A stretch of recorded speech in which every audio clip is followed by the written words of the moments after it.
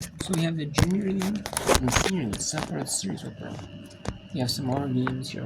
We have Washington trying to not get run ruled by Illinois. They're up 13-3 Illinois. 10-run lead when you put a run rule. And then Texas is Kirkland, Washington is Washington District. The district team in Washington District. In the District 9. And then Evergreen, the host district. And that's the game. Illinois 13. Evergreen Park, Illinois 13. The Central Region Tournament representatives in the Junior Supple World Series. And then the Kirkland against Kirkland, Washington, the district area host district. This has been hosted at. Name is 13-3. Kirkland, Washington, or Evergreen Park, Illinois. Wins.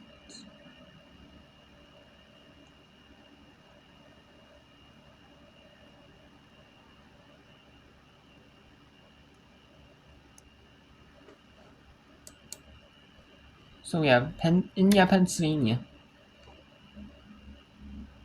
2.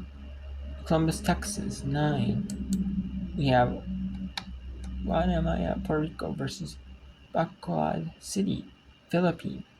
Bacolod City, Philippines. League 10-1 in pool play in the senior league separates.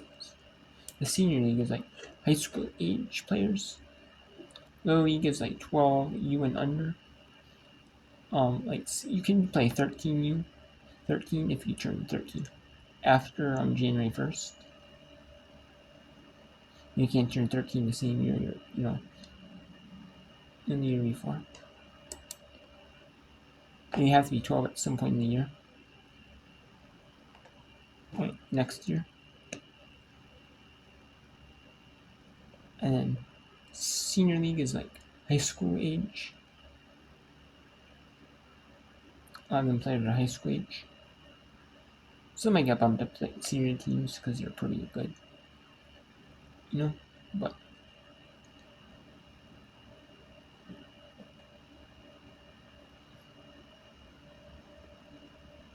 then let's go to this Czech Republic versus Georgia game. It's kind of cool. I like that. The teams from all over the world compete against each other. Now, I know Little League is more popular in the United States and other countries in the world. The Little League Baseball World Series is more of a common thing. Baseball is more of a common thing in other countries than softball is, but I like that they have the Little League Softball World Series and the Junior League, Senior Leagues in other areas of the world. I like that too. I like that they're starting to make it grown out. I appreciate it. You want players paying attention to in game because sometimes everyone does things to tip their hand a little bit. Roller deep in the hole, it's short. Pribliova long throw gets Bowers, but look at DeBose, broke right away and gets to third, so it turns in to a productive out for Marley Bowers. That was a great base running read by DeBose there. Slow grounder to the shortstop. She felt like she could beat the shortstop there, which was a great read, and that really is a read play. You've got to work on that in practice and understand your own speed, but that was a great read by Kai DeBose to get to third base. Also made it a lot harder for Pribliova, too. Kind of flashed right in front of her eyes as the ball came to her glove. Absolutely. So now Seegers will bat. She has a pair of hits, an RBI, and has scored twice. Fouls this one away.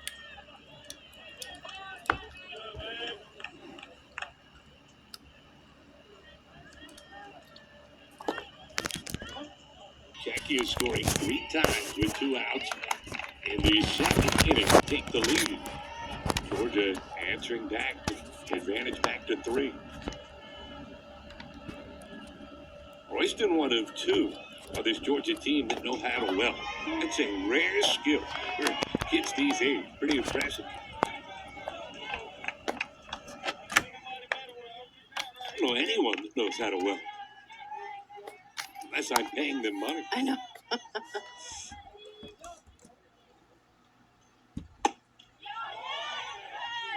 Late cut comes up empty, and that's a strikeout that ends the inning.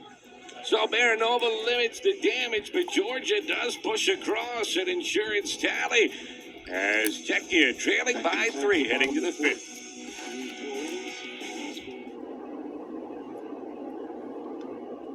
So we have Prague, Czech Republic, down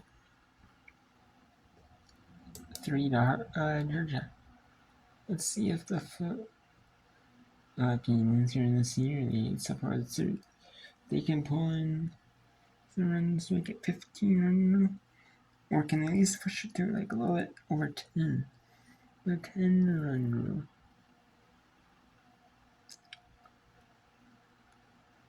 It's Puerto Rico's turn the bat, 3-2 count. That pitch is called a ball.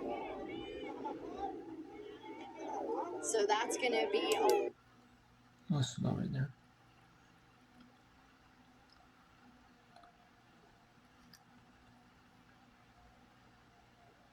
And there, usually getting the audio.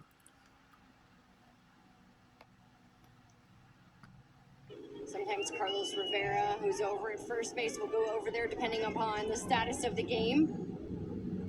Only 4 hits for Puerto Rico this game. Perez Sanchez has one of them. Possibly the hardest hit ball so far we've seen against Tanaman.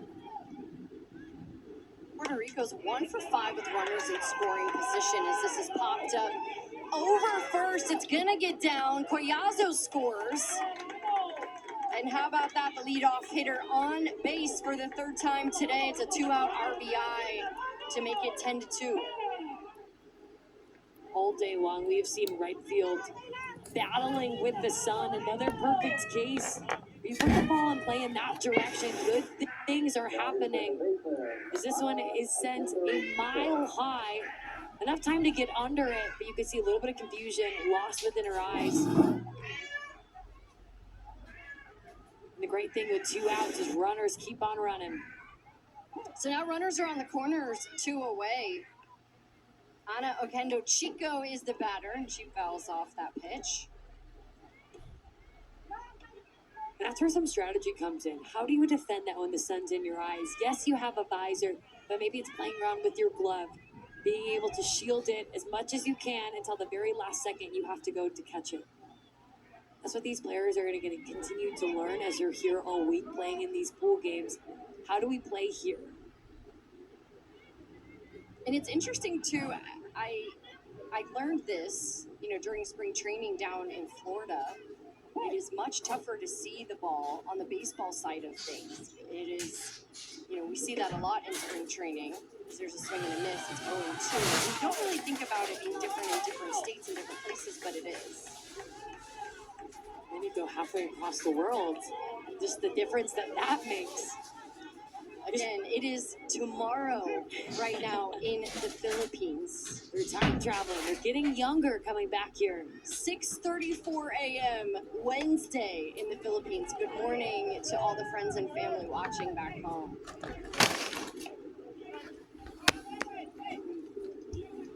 So much effort to get these girls on this field. Rightfully so. They have earned their way on here. Through winning states, through winning districts and regionals. Every team has a story and a journey.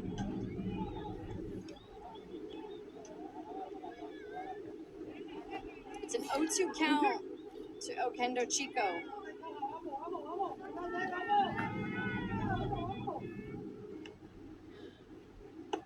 That's up.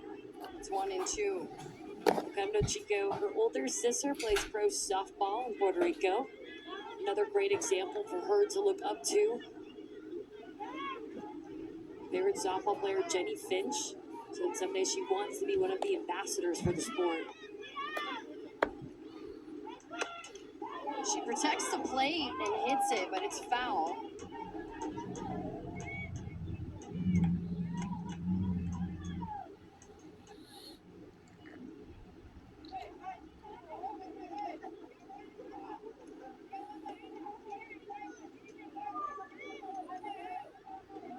Puerto Rico right now starting to come back with a little bit of fight, get some momentum going. This has been the longest inning that the Philippines have been on defense.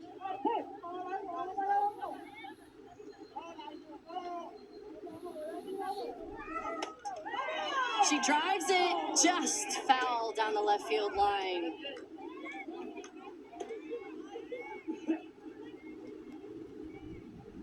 With every foul ball, how you're getting yourself more and more on time. Does a nice job handling an inside pitch.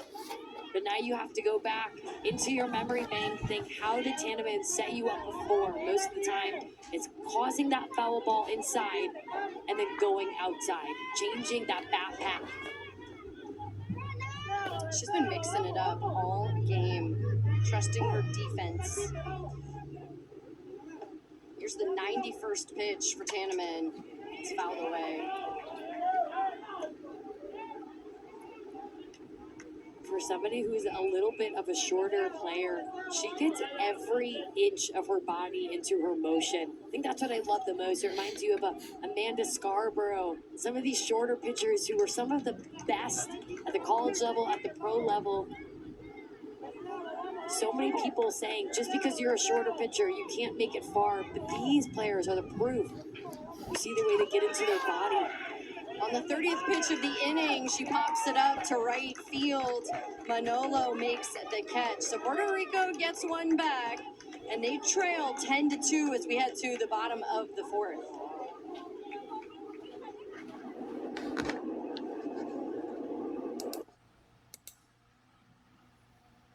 Oh, it's going ineffective. But you're almost there. As the bases are loaded with just one out. Now the umpires are conferring once again.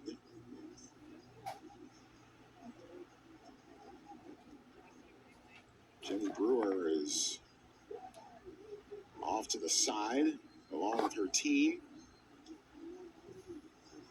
Umpiring crew in discussion. And everyone retaking their places. Bases loaded now. You asked in the beginning, what do you have to do? So far, Pennsylvania, they have done everything right. Continue to pass the bat.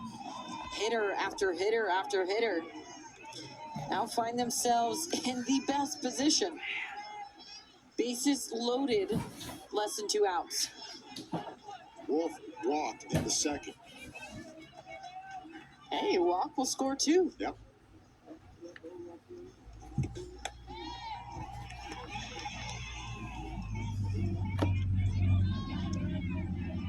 Don't forget, Pennsylvania left him loaded in the second. After Claire Brewer, who was at first, was ruled to have left the bag early. Hopkins able to handle that one off the carom, off the backstop.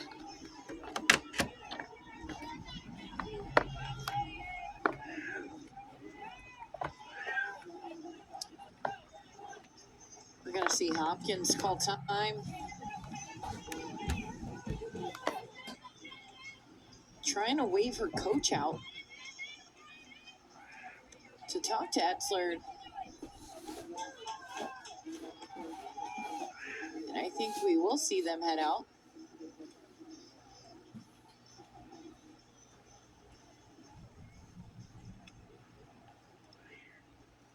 John Post up and out of the dugout. And this is another issue where Etzler's having trouble with her footing. As we saw earlier in the game, the dirt around the rubber wasn't quite to Etzler's preferences. So she was having a little trouble planting and maybe getting control. Or it could be a pitching change outright. That's what we have. Berkeley Anderson gets the ball. And here's a situation potentially for Pennsylvania. Can they take advantage? We'll find out in just a moment. Bases loaded. 1 out. Back to Kirkland in just a moment.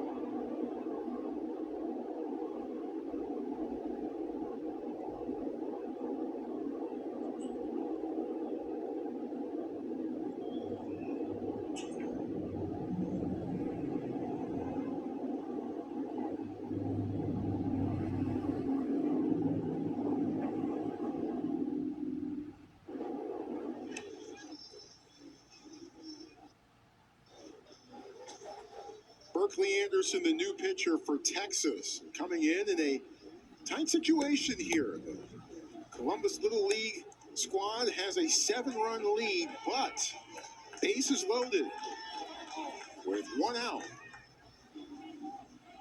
And Anderson coming on. We'll try to finish Paisley Wolf here, who's already ahead in the count 2-0. Anderson replacing Palin Etzler.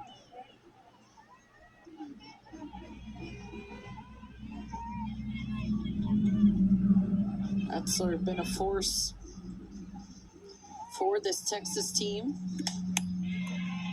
To center field, base hit. And just one comes across.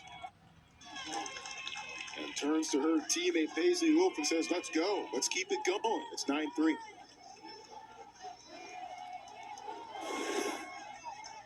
That's exactly the response that you want. Just a hard hit ball. As soon as a relief pitcher comes in, automatically puts a lot of pressure on her. Continues to put it on the attack. Brewer fouls off the first pitch. Brewer walked in the second inning.